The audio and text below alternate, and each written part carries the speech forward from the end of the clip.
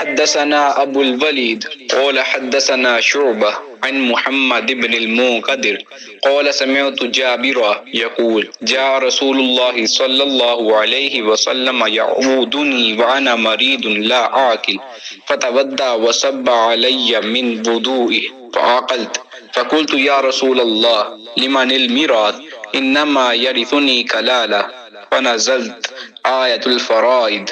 قرآن امامہ ہے تیرا، منبر تیرا عرش بری، یا رحمت للعالمین۔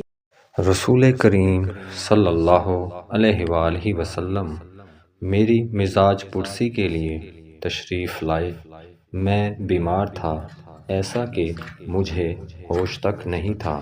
آپ صلی اللہ علیہ وآلہ وسلم نے وضو کیا اور اپنے وضو کا پانی مجھ پر چھڑکا تو مجھے ہوش آ گیا۔ میں نے عرض کیا یا رسول اللہ صلی اللہ علیہ وآلہ وسلم میرا وارث کون ہوگا؟ میرا تو صرف ایک کلالہ وارث ہے۔ اس پر آیت میراث نازل ہوئی۔ صحیح بخاری حدیث نمبر 194۔ آواز حق خطبہ تیرا،